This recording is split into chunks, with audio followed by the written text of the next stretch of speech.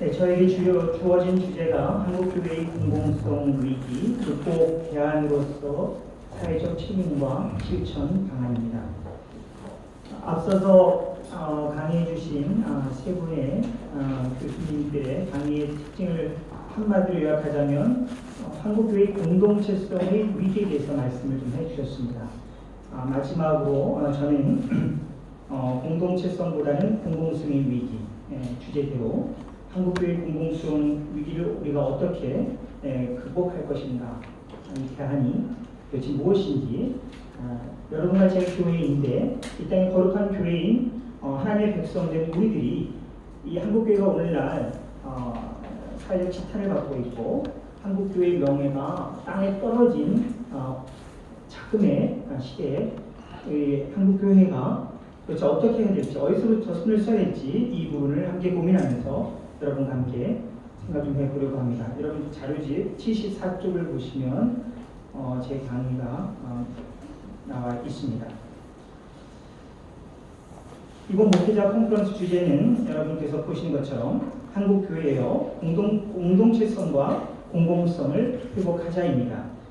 이 주제를 통해 우리가 쉽게 알 수 있는 것은 한국교회가 공동체성과 공공성을 상실했다는 사실입니다. 혹은 상실의 위기에 처해 있다는 것이죠. 이 말을 뒤집어 말하면 교회는 본질적으로 공동체를 지향하고 공적이어야 함을 전제한다고 하겠습니다. 하지만 주체적인 한장동이나 한국 휴메니우스 연구소의 입장에서 볼 때 자금의 한국교회 안에 공동체성을 찾아보기 힘들 뿐만 아니라 공적 기능 역시 상실했다고 인지하고 있는 것 같습니다. 물론 이것은 단순히 한장총이나 연구소만 되게 생각하는 것이 아니라 교파와 교단을 넘어서서 대부분의 한국교회가 그러한 인식을 공유하고 있지 않나 저는 생각해 봅니다. 앞서 발제하신 우리 교수님의 강의 후에 어떤 한 분이 질문을 했는데요. 아마도 이번 강의가 그 질문에 대한 어느 정도 답이 되지 않을까 그렇게 생각 좀 해봅니다. 이런 의미에서 오늘 컨퍼런스 주제는 앞으로의 한국교회와 신학의 방향을 위해서도 매우 유익할 뿐만 아니라 실추된 교회의 위상을 회복하는 데 있어서도 도움이 된다고 할 것입니다. 그런 측면에서 한국교회의 공동체성과 공공성의 위기를 진단하며 문제의식을 통해 교회와 다한테 사회적 관계 회복을 위한 대안을 마련하는 오늘의 자리는 매우 시적절하다고 하겠습니다. 한국교회는 분명 총체적 위기에 처해 있습니다. 오늘날의 한국교회가 공동체를 지향하지 않고 공적이지 않는다는 것은 한마디로 개교회주의라는 이념의 틀 안에 갇혀 있다는 증거일 것입니다. 이 부분에 대한 신학적인 좀 더 자세한 사항은 제가 자료를 보니까 제 김영환 교수님의 강의를 보시면 어느 정도 알 수 있을 것 같습니다. 개교회주의라는 한계 안에 갇혀 있기에 자연적으로 한국교회는 공적이지 못하고 지극히 이기적인 집단으로 전락했다고 볼 수 있겠습니다. 저 개교회주의니까 너무 지역교회 위주, 나의 교회 위주, 내 교회가 커야 되고 내 교회가 성장해야 되고 내 교회 건물이 커야 되고 인정받아야 되는 이런 지극히 이기적인 생각에 의해서 그동안 한국교회가 이루어져 있기 때문에 대사회적인 어떤 공적인 사명을 수행하는 데는 굉장히 열악했다라고 볼 수가 있습니다.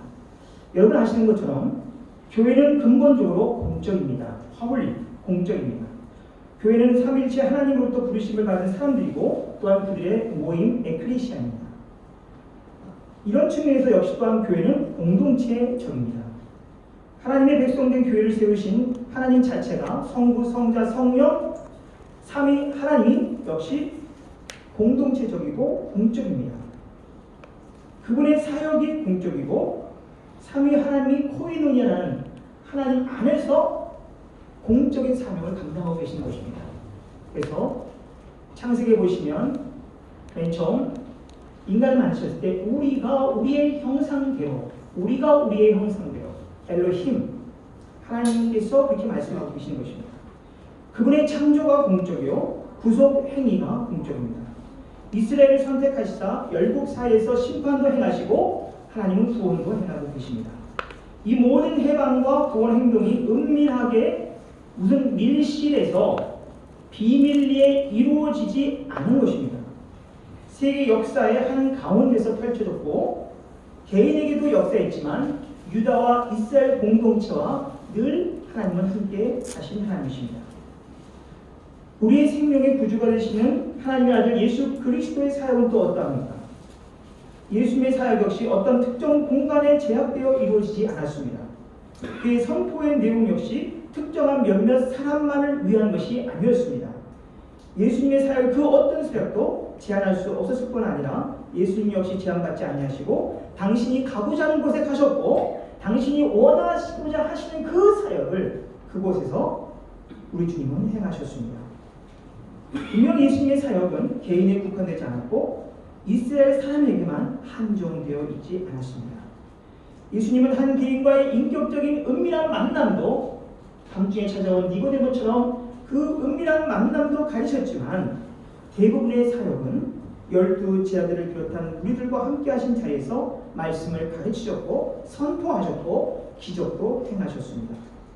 예수 그리스도는 많은 사람들로부터 환대를 받으셨습니다. 이런 측면에서 우리는 예수님의 사역이 공동체를 지향할 뿐만 아니라 공적이라고 말할 수 있을 것입니다. 그의 사역이 유대인 회당이라는 제한된 종교적 공간 안에서만 머무르는 것이 아니라 많은 일반 사람들이 볼 수 있는 열린 공간에서 광장에서 이루어졌음을 우리는 복음서를 통해서 알 수가 있습니다. 예수로부터 은혜를 받은 사람은 남녀노소 유대인과 이방인 할 것 없이 부자든 가난한 사람이든 그 어떤 특정한 부류에 제한되지 않았습니다. 다시 한번 질문을 던져봅니다. 교회가 왜 공적이지 못합니까?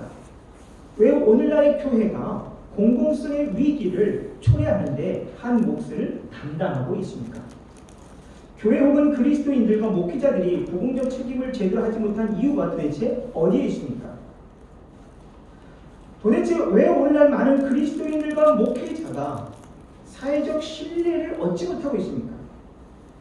이 물음들은 정말 속상하고 답답하고 부끄러운 저나 여러분이나 우리 교회의 자화상과 연동되어 있습니다. 교회가 사회적 신뢰를 얻지 못하고 있음을 우리는 어디서 혹은 무엇을 통해서 알게 되었습니까? 교회에 대한 사회의 비판 여론의 핵심은 도대체 무엇입니까? 공공성과 관련된 교회, 그리스도인들과 목회자들의 위기의 근원을 말할 때 다소 결론적이긴 하지만 우리는 반드시 성경으로 돌아가서 그 물음에 대한 답을 찾아야 한다고 저는 생각합니다. 왜냐하면 우리 시대가 지금 경험하고 있는 교회의 공동체성과 공공성의 위기를 이미 성경에서 이스라엘이 경험하고 그 해법과 대안을 하나님께서 이미 성경에서 다 말씀하셨기 때문입니다. 이 부분은 매우 중요합니다. 굉장히 간단한 것 같지만 여러분과 제가 성경에 귀를 기울이지 않을 때 하나님께서 오늘 뭐라고 말씀하신지 귀를 기울이지 않을 때 이 위기의 해법을 찾을 수 없습니다. 다른 어떤 곳에서도 적당히 인문사회과학적인 정치공학적인 원리로 어느 정도는 비스무리한 답을 찾을 수 있겠지만 그것은 삼일체 하나님께서 원하신 답은 아닐 것입니다. 우리는 아드폰테스 근원으로 성경으로 하나님의 말씀으로 복음으로 돌아가야 합니다. 제가 볼 때는 다른 해법은 없습니다. 여러분과 저를 구원한 하나님의 생명의 말씀 예수 그리스도 그분으로 돌아갈 때만이 이 위기를 우리는 회복할 수 있고 치료할 수가 있는 것입니다. 오늘날 교회가 직면한 총체적 위기의 근본 원인은 교회가 하나님의 말씀에 귀 기울이지 않았기 때문입니다. 그러므로 해법은 하나님의 말씀으로 돌아가야 합니다.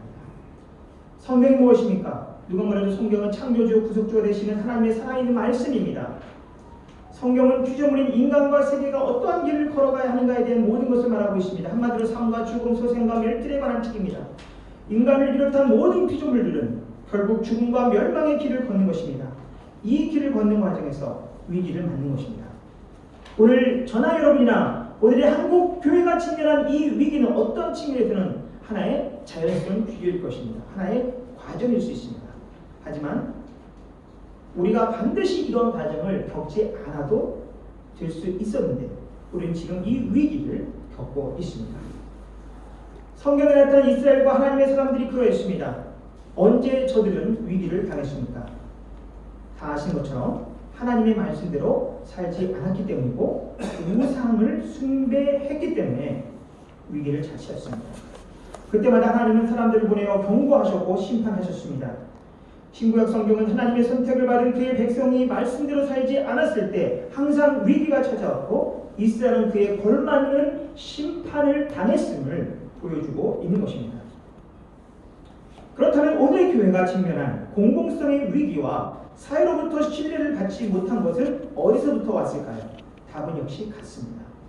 즉 교회가 하나님의 말씀을 버리고 우상을 숭배했기 때문입니다. 유감스럽지만 교회가 아이러니하게도 하나님의 말씀을 버린 것입니다. 모르겠습니다. 여러분들은 어느 정도 이에 동의할지 잘 모르겠지만 적어도 제가 진단한 저의 진단은 그겁니다.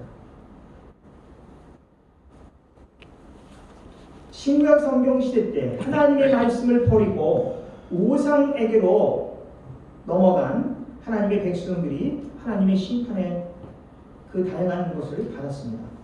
최우선적으로 잘못을 저지른 지도자들, 즉 오늘의 목회자와 신학자 그룹들이 제가 볼 때는 가장 우선적으로 하나님의 징계와 심판을 받을 그룹일 것입니다. 그 다음으로는 모든 그리스도인들일 것입니다. 그렇다면 하나님의 무서운 징계와 심판을 조금이라도 피하기 위해서 오늘의 교회, 즉 목회자와 성도는 무엇을 어떻게 해야 할 것입니까? 어디서부터 손을 써야 할 것입니까? 오늘의 우리 컨퍼런스 주제처럼 어찌해야만 우리가 이 위기로부터 다시 회복되어서 다시 일어나서 실추된 명예와 신뢰를 극복하고 사회에 제대로 된 음성을 내고 소리를 내고 빛과 소금의 역할을 제대로 감당할 수 있을까요?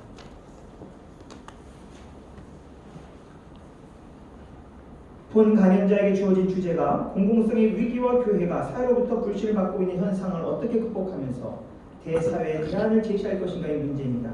인간뿐만 아니라 모든 사회 속에서 그리고 피조물과의 연관 속에서 이 문제를 사실은 해결해야 합니다. 위기는 교회만 갖고 있는 위기가 아니라 교회가 위기에 있기 때문에 교회 역시 사회 속에 있기 때문에 사회도 위기에 있습니다. 그리고 우리는 자연 환경과 뗄래야 뗄 수 없이 살아가는 존재입니다. 여러분과 저 우리들 가운데 자연을 무시하고 살아갈 수 있는 존재는 아무도 없습니다. 다들 여행 좋아하시죠? 멋진 환경, 멋진 자연 환경에 가면 다들 뭐합니까? 감탄을 합니다. 야, 너무 멋있다. 굉장하다. 하나님의 창조의 이 신비와 조화가 엄청나다. 여러분 아시는 것처럼 지난 9월에 불이 난 호주를 기억해 보십시오. 지금도 불타고 있습니다. 굉장히 심각한 상황입니다. 5억 마리 이상의 야생 동물이 죽어가고 있습니다. 코알라 8,000마리의 코알라 죽어가고 있습니다. 수천 채의 집이 타들어가고 있습니다. 어쩌면 캔버라든 여러분이 좋아하시는 아름다운 미아 시드니, 우리가 흔히 아는 오스트리아의 아름다운 도시도 어쩌면 순식간에 잿더미로 바뀔지 모릅니다. 아시는 것처럼 호주 땅에 수분이 말라가고 있습니다. 비가 오지 않습니다. 온도는 40도 이상 고온으로 올라가고 있습니다. 그 거대한 땅덩어리 안에 수분이 없습니다. 그러면 이것은 무엇을 의미하면 언제라도 이러한 거대한 불은 호주 땅에 일어날 것이다. 자연바람입니다. LA 지역도 마찬가지입니다. 한국은 예외가 될까요? 이 좁은 땅덩어리 안에 우리나라의 산이 얼마나 많습니까? 만약에 비가 오지 않고 산에 수분이 없다면 모든 것이 말라 비틀어진 상태이기 때문에 자연바람가 일어나는 것은 시간 문제입니다. 자, 그렇다면 도대체 왜 이러한 일이 하나님께서 맨 처음 창조하셨을 때 보시기에 심히 좋다라는 이 피조 세계가 왜 이 지경이 되었을까요? 여러분 어디에서 문제의 해답을 찾습니까? 본 발제자는 저는 당연히 1차적으로 교회에 그 책임을 묻겠습니다. 교회의 책임을 묻는다는 것은 무엇을 의미할까요? 1차적인 책임은 어디 있을까요? 교회를 목회하고 있는 누구일까요? 저 같은 담임 목사에게 있습니다. 저는 담임 목회를 하고 있습니다. 제가 담임 목사입니다. 위임 목사입니다. 저 같은 위임 목사, 저 같은 담임 목사에게 이 모든 문제에 1차적인 책임이 있습니다. 호주에서 목회하고 있는 수많은 호주 목회자들이나 외국인 목회자들이나 1차적으로 담임 목회자는 담임 목사의 근본적인 신학, 근본적인 성경관, 거기에 문제가 있기 때문입니다. 문제의 핵심은 오늘의 목회자들이 이것을 알고 있느냐입니다. 문제의 핵심은 오늘의 신학자들이 이것을 알고 있느냐 하는 것입니다. 오늘의 성도들이 이것을 알고 있느냐 하는 것입니다. 우리는 함께 가는 존재입니다. 더 이상의 우리 교회만 크면 됐고 우리 교회 성도들만 많이 모이면 되고 우리 교회만 인정을 받으면 된다는 시대는 여러분 대단한 착각입니다. 그런 시대는 이제 지나갔습니다. 우리는 함께 가야 합니다. 이 점을 빨리 캐치를 해서 여기에 응답을 해야 되는 굉장히 절체절명의 시대적 사명 앞에 저와 여러분이 서 있다는 것을 우리가 인식해야 한다는 것입니다. 다시 말하자면 교회가 병들어 있다는 것입니다. 교회는 여러분 유기체입니다. 우리 몸도 유기체입니다. 내가 지금 몸이 아픈데 내가 지금 병들어 있는데 어디에 문제가 있는지를 정확히만 안다면 사실은 빠르게 수습할 수 있습니다. 그 부분을 빨리 수술하고 빨리 도려내면 됩니다. 하지만 문제가 어디에 있는지를 모르면 이 유기체 안에도 우리가 도대체 몸은 아픈데 몸은 아파 죽겠는데 어디에 문제가 생긴지 모른다면 수술할 수가 없는 것입니다. 그러면 나중에 죽음에 이를 수밖에 없는 것입니다.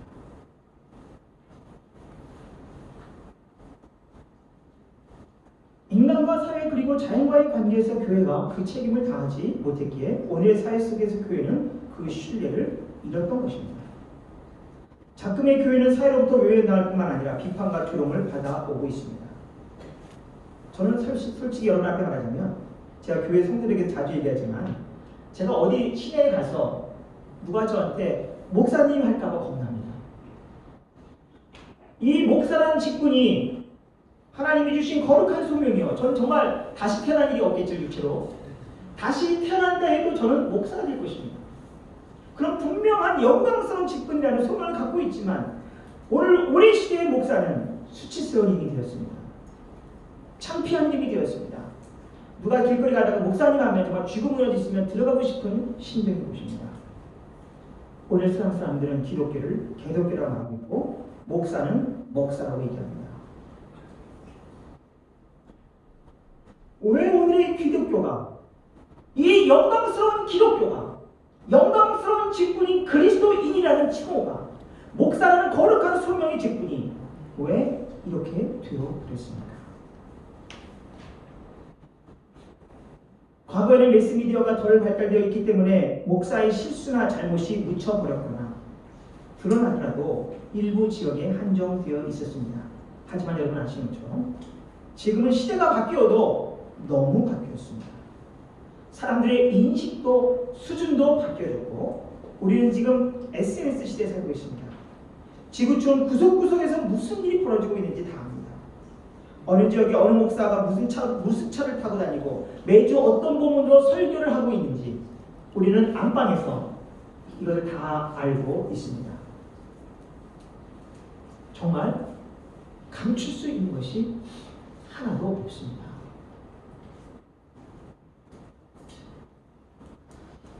오늘날 교회와 사회가 당면하고 있는 공공성의 위기에 1차적인 책임이 목사에게 있음을 먼저 통감할 때만이 이 위기에서 벗어날 수 있다는 것이 저의 대안입니다.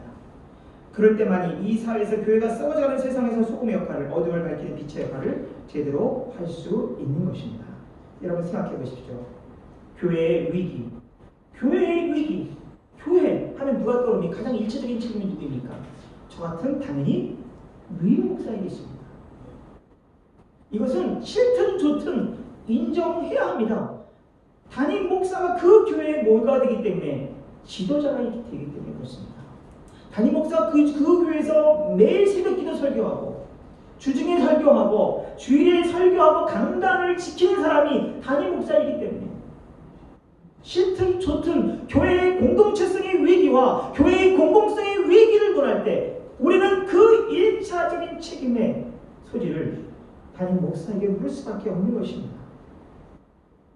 전 지금 가슴 아프게 여러분께 말씀을 드리고 있는 것입니다.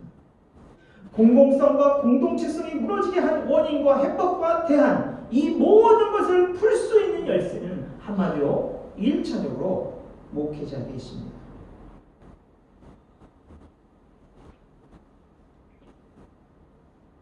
자, 구체적으로 한번 생각해 보겠습니다. 첫 번째, 교회의 위기는 목회자의 위기입니다. 모든 목회자들이 철저히 하나님의 생명의 말씀으로 돌아가야 합니다. 이것은 구체적으로 무엇을 의미합니까? 첫째, 목회자가 먼저 책임의식을 공감하고 회개의 기도를 해야 합니다. 대규모 회개 기도 집회를 의미하는 것이 아닙니다. 시청 앞에서, 광화문 앞에서 대규모 회개 집회를 여는 것은 더 이상 의미가 없습니다. 목회자의 골방에서, 목회자가 홀로, 담임 목회자가 홀로 골방에서 하나님과 직접 대면하는, 그래서 하나님과 씨름하면서, 하나님, 제가 정말 잘못했습니다. 제가 죄인입니다. 오늘 한국교회의 위기는 바로 저로부터 비롯되었습니다. 제가 죽을 놈입니다. 제가 정말 죄인입니다. 제가 한눈 팔았습니다. 제가 바람 피웠습니다. 제가 제대로 말씀을 준비하지 못했습니다. 뼈를 깎는 통렬한 회개가 하나님과의 1:1 대면 앞에서 있지 않으면 오늘의 교회는 신앙이 솔직하게 없습니다. 누가 뭐래도 가장 1차적으로 저 같은 담임 목회를 하는 목회자의 골방에서의 철저한 형식적인 위선적인 회개가 아니라 옷도 찢고 마음도 찢는 그런 진실된 치열한 근본적인 회개의 기도가 있어야 하는 것입니다. 두 번째로, 목회자의 잘못된 권위의식을 버려야 합니다. 청년들이 왜 교회를 떠나는가? 지금 여러분 아시는 것처럼 몇 년 전까지만 해도 가나안 성도가 100만 명이었습니다. 최근 조사에 의하면 가나안 성도가 200만이 넘었습니다. 그 많은 가나안 성도들이 교회를 떠난 매우 중요한 이유 중에 하나가 담임 목사의 권위의식입니다. 지금 사회에 웬만한 높은 직책에 있는 사람도 권위의식에 있지 않습니다. 저희 교회에 경배와 찬양팀이 있는데 경배와 찬양팀에 리더싱어 네 분인가가 있는데 그 중에 2분이 판사입니다. 세상의 판사, 이건 권위의 상징인데 판사가 경배와 매주에 와서 다 세팅하고 경배와 찬양 리더싱으로 섬기고 있습니다. 목사는 뭘 하죠? 목회자의 잘못된 권위의식을 철저하게 내려놓아야 합니다. 왜냐하면 모든 권위는 하나님의 말씀으로부터 오기 때문에 그렇습니다. 철저하게 하나님의 말씀만을 하나님의 거룩한 교회의 최우선적인 권위로 둔다면 점점 교회의 공공성의 위기는 회복될 것이고 오히려 사회를 치료하는 데 앞장선 진정 살아있는 교회가 될 줄 믿습니다. 목회자의 잘못된 권위의식을 내려놓아야 합니다. 목회자의 말보다 누구의 말이 앞섭니까? 하나님의 말씀이 앞선 것입니다. 참된 목회는 성도를 자신의 사람 만드는 것이 아닙니다. 참된 목회는 내가 목양하는 성도를 오직 하나님과 그리스도 예수의 사람 되게 하는 것임을 모든 목회자는 명심해야 할 것입니다. 진정한 목회는 내가 목양하는 성도의 시선이 담임 목회자를 향하게 만드는 것이 아니라 오직 예수 그리스도의 십자가, 예수 그리스도를 향하게끔 만드는 것이 바로 진정한 목회라는 것을 우리가 뼈저리게 체험할 때만이 그러한 목회자와 그러한 교회가 합심해서 정말 이 어려운 이 시기, 교회가 정말 절체절명의 위기 앞에 놓여 있는 이 시대적 사명 앞에서 교회가 제 역할을 감당할 수 있으리라고 저는 생각합니다. 세 번째, 목회자는 돈의 욕심을 내어서는 안 됩니다. 이것은 목회자는 무조건 찢어지게 가난해야만 된다는 것을 언급하는 것은 절대로 아닙니다. 잘 구분을 하셔야 합니다. 탐심은 곧 우상 숭배입니다. 골로새 1장 5절입니다. 목회자는 남의 여자나 남의 물건과 남의 돈에 마음을 빼앗겨서는 안 됩니다. 심지어 성도들이 하나님께 드리는 헌금을 마치 자기 호주머니처럼 생각하는 싹군 목자들도 있습니다.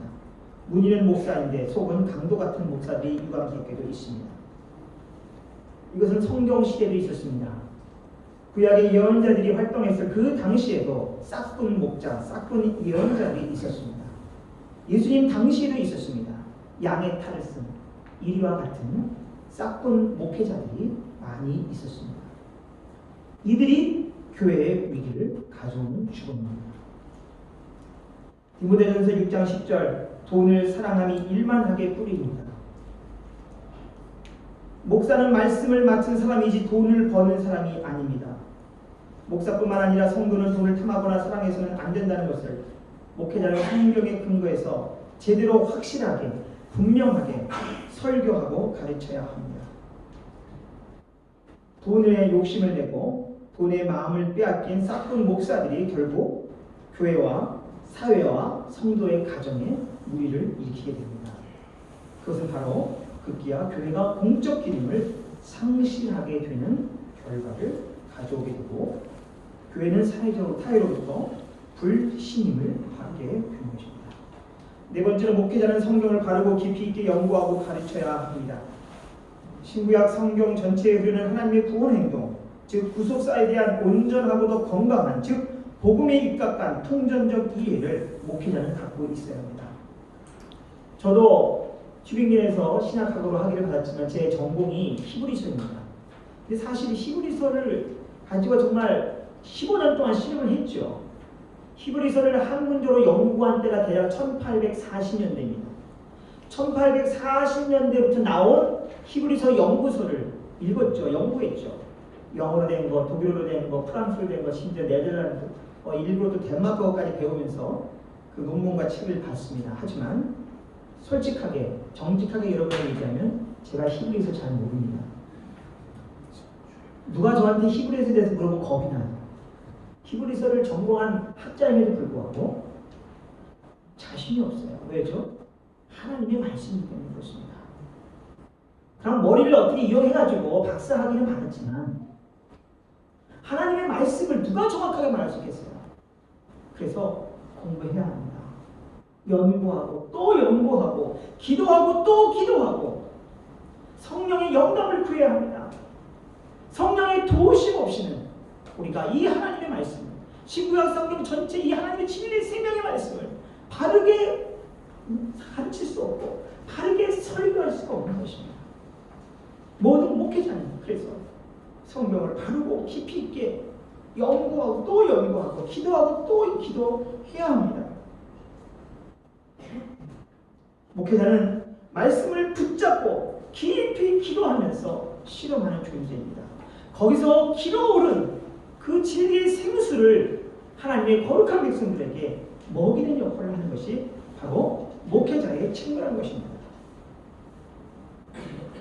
목회자가 하나님의 말씀을 연구하는 것을 게을리할 때 내려놓고 자꾸만 정치적으로 자꾸만 사람을 만나고 어떤 회의에 가고 할 때 그의 생명력은 점점 줄어드는 것입니다. 왜요? 생명은 어디서부터 나기 때문에 하나님의 말씀으로부터 비롯되기 때문에.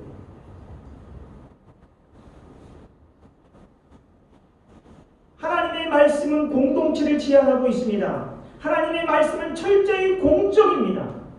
그러므로 목회자가 하나님의 말씀을 붙잡고 실험하는 것을 놓는 순간에 목회자의 모든 삶, 그의 설교는 공동체를 지향하지 않습니다.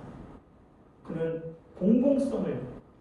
공공성의 역할을 감당하지 못하는 것입니다. 왜요? 다시 또 한번 말씀드리면 하나님의 말씀이 그를 지배하지 못하기 때문에 그렇습니다. 그래서 그는 지극히 인간적이게 되어 있고 그는 지극히 개인적이게 되어 있고 그는 지극히 자기 생각만을 고집하게 되는 아주 이기적인 인간으로 전락을 하게 되는 것입니다. 다섯 번째로 참된 예배 목회자는 사람을 바라보아서는 안 됩니다. 목회자의 영적인 육적인 시선은 항상 예수 그리스도를 향해 있어야 합니다. 목회자는 항상 예수라면 어떻게 할 것인가? 예수가 그분께서 복음서에서 어떻게 행동하셨고 어떤 사람들을 만나셨고 어떤 일을 행하셨는가에 대해서 관심을 가져야 하는 것입니다. 그분이 이 땅에 오셨고 왜 이 땅에 오셨는지 그의 활동이 어떠했는지를 철저하게 복음서를 통해서 읽고 또 읽고 묵상하고 기도하면서 예수 그리스도의 삶을 철저히 본받고 성도의 시선을 예수 그리스도를 향하는 데 최선을 다해야 하는 것입니다.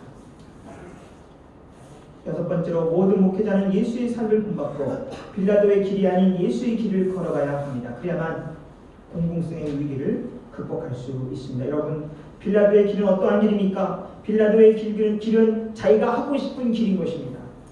그 길은 넓은 길입니다. 그 길은 편안한 길입니다. 그 길은 명예와 권력을 취할 수 있는 길입니다. 하지만 우리 주님은 우리를 그렇게 목회자로 부르시지 않았습니다. 우리는 빌라도의 길을 걸어가는 사람이 아니라 우리는 예수의 길을 걸어가야만 하는 사람으로 부르심을 받았다는 것을 잊지 않기를 바랍니다. 예수의 길은 좁은 길입니다. 하지만 힘든 길이고 좁은 길이지만 그 길은 어떤 길입니까? 생명의 길인 것을 믿으시기 바랍니다.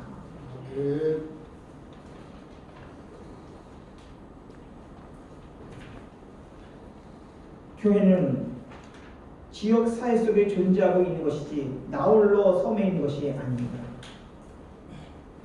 목사 역시 대한민국의 국민이요 시민의 한 사람이고 무인도에서 혼자 사는 사람이 아님을 기억합시다. 철저하게 우리는 이 세상 속에서 살고 있지만 그러나 동시에 하늘을 사는 존재입니다. 두 나라의 시민으로 우리는 이 땅에서 살아가는 존재인 것입니다. 그럼 우리의 시민권이 하늘에 있음을 알고 이 땅에서 비록 가난하지만 이 땅에서 세상 사람이 볼 때 우리가 실패한 교회, 실패한 목회자라고 인식되어질지 할지라도 하나님이 보실 때는 성공한 목회자가 되시는 것입니다. 이 땅에서 수백, 수천, 수만의 성도를 목회한다고 해서 그 목회자가 하나님 보실 때 반드시 성공하고 하나님이 인정하시는 목회자는 아닐 것입니다. 그 마음의 중심이 어느 정도 삼위일체 하나님을 향하고 있는지, 그가 어느 정도 하나님과 이웃을 사랑하고 있는지, 어느 정도 그리스도 예수의 마음을 품고 사회적 약자를 진정으로 존중하고 그들을 섬기고 사랑하는 목회를 했는지 여부가 하나님께 인정받느냐 그렇지 못하느냐에 그것을 결정하는 목회일 것입니다. 크게 두 번째로 말씀을 드립니다. 교회가 직면해 있는 공동체성과 공공성의 위기는 목회자와 성도들이 말씀대로 살지 않은 데서 오는 위기입니다. 이것은 무엇을 의미합니까? 첫 번째로 말씀을 읽기만 했고 지식적으로 공부만 했다는 것을 의미하는 것입니다. 한마디로 머리만 커진 것입니다. 많은 성도들이 제자 양육 프로그램을 받았을 것입니다. 1대1 양육도 받았을 것입니다. 무슨 성경 대학도 졸업을 했을 것입니다. 다양한 프로그램도 받았을 것입니다. 우리 목회자들의 예외는 아닐 것입니다. 하지만 그 다음은 무엇입니까? 나 무슨 성경 대학 다 나왔어. 나 신구약 성경 통독도 했어. 여러 번 했어. 해마다 2번, 3번 다 통독했어. 그래서 어쨌다는 것입니까? 성경은 머리와 가슴 그리고 영으로 읽고 영으로 살아내는 책입니다. 성경은 생명의 말씀입니다. 하나님의 영 성령에 의해서 쓰여진 책입니다. 그러므로 이성으로만 읽어서는 한계가 있습니다. 마음으로 영으로 읽고 하나님이라면 지금 어떻게 할 것인가, 예수 그리스도라면 어떻게 할 것인가를 생각을 해야 하는 것입니다. 진정으로 성숙된 성도, 목회자, 정말 깨어있는 성도, 정말 제대로 된 영성을 가진 성도는 어떤 성도일까요? 어떤 목회자일까요? 저처럼 무슨 세계적인 신학교에서 박사학위를 받으면 그가 영성이 뛰어난 성도일까요? 목회자일까요? 천만에요. 그건 대단한 오해입니다. 대단한 착각입니다. 성경을 10독, 100독 하면 그 사람의 영성이 뛰어날까요? 아닙니다. 믿지 않는 세상 사람들도 성경 식독할 수 있어요. 성경 최고의 고전이지. 성경 알아서 손해될 것 없으니 나도 한번 읽어보지. 세상 사람들도 성경 충분히 1도 2도 식독할 수 있습니다. 무엇이 중요합니까? 영성은 삼일체 하나님의 성품을 담는 게 영성입니다. A라는 목회자가 진정으로 영성이 충만한 그런 목회자라면 그의 몸에서 삼일체 하나님의 향기가 나와야 합니다. 삼일체 하나님의 성품이 우러나와야 합니다. 삼일체 하나님은 겸손과 온유의 하나님이십니다. 그는 국리 풍성한 하나님이십니다. 삼일체 하나님의 그 풍성한 향기, 그분의 성품이 몸에서 나오지 않으나 그의 영성은 거짓 영성일 수 있습니다. 방언을 한다고 해서, 방언을 통역하는 은사가 있다고 해서, 치유의 은사가 있다고 해서, 수많은 은사를 많이 가졌다고 해서 그가 영성 있는 성도일까요? 아닙니다. 단지 그는 은사가 있는 성도입니다. 다양한 은사를 가진 성도라고 말할 수 있지만 은사를 많이 갖고 있다고 해서 그가 깊은 영성을 소유한 성도라고 말할 수 있는 것은 아닌 것입니다. 영성은 영적인 성질입니다. 영이 누구이십니까? 영은 삼일체 하나님이십니다. 그러므로 삼일체 하나님의 품성, 그분의 속성을 한 인간이 어느 정도 갖고 있느냐가 바로 그 여부가 영성, 제대로 영성을 가지고 있느냐 없느냐의 판단 기준이 될 수 있는 것입니다. 2-2번 말씀의 깊은 의미를 제대로 묵상하지 않고 자기에게 유리한 말씀만 취사 선택해서 읽고 적용했음을 의미합니다. 성경을 읽기는 하지만 자기의 선입관과 경험 아래 하나님의 말씀을 두고 있는 것입니다. 편식하는 태도에게 여기에서 기형적인 괴물 그리스도인과 교회가 대량으로 양상되는 것입니다. 그래서 오늘의 교회가 위기에 처해 있는 것입니다. 새벽 기도는 많이 하는데 무슨 대학도 있는데 교인들이 성경도 통독하는데 왜 도대체 오늘의 위기가 온 것입니까? 말씀드린 것처럼 1차적인 책임은 목사에 있습니다. 2차적인 책임은 성도에 있습니다. 우리가 말씀으로 복음으로 돌아가지 않았기 때문입니다. 하나님의 말씀의 의미를 제대로 캐치하지 못했기 때문에 그렇습니다.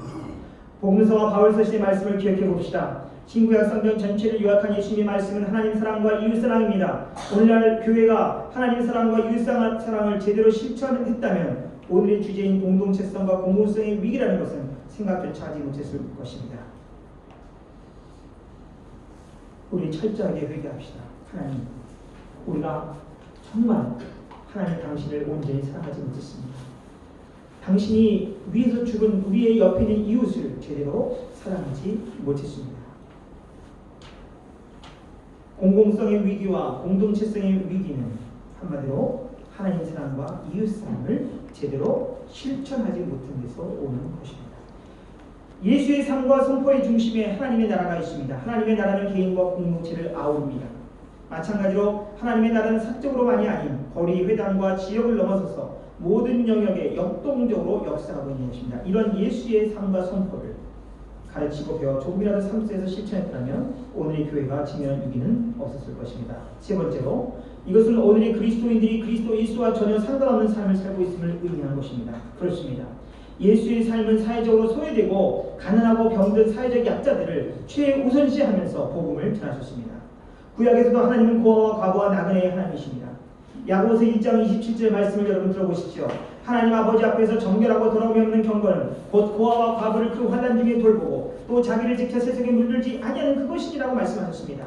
이 야고보서 1장 27절의 말씀은 공동체성과 공공성의 위기를 극복할 수 있는 매우 중요한 말씀입니다.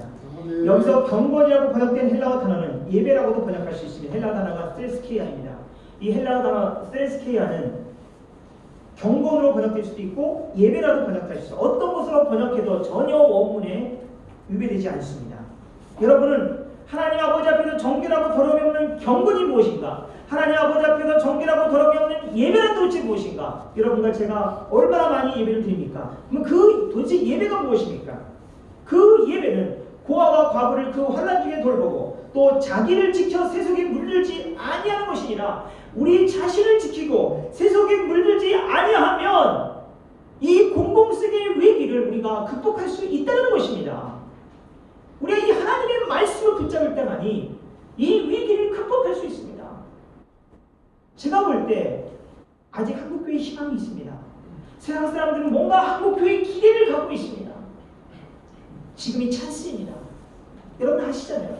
위기는 위험한 기회라는 것을.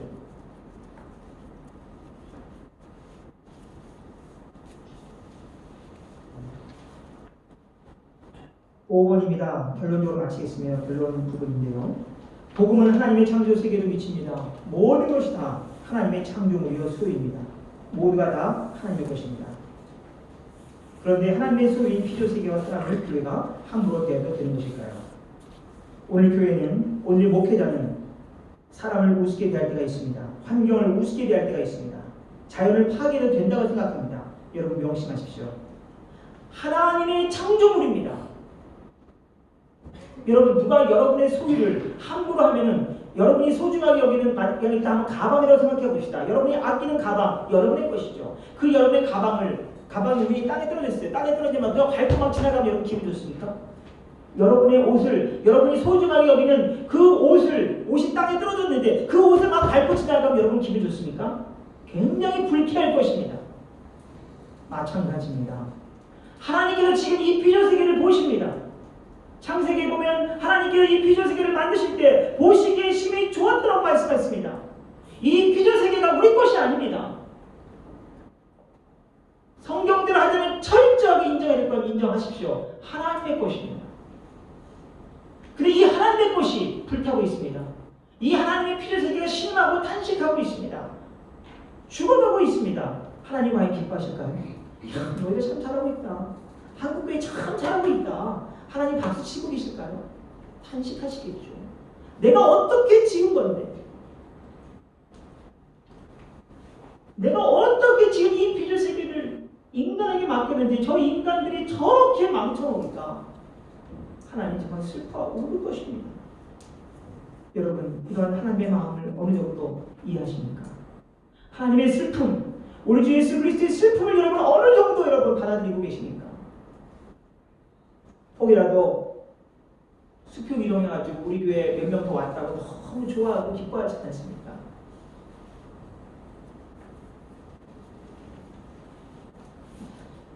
오늘 한국교회 역할은 교회 건물을 크게 지어 그 안에 많은 사람을 데려다 앉혀놓는 것이 아닙니다.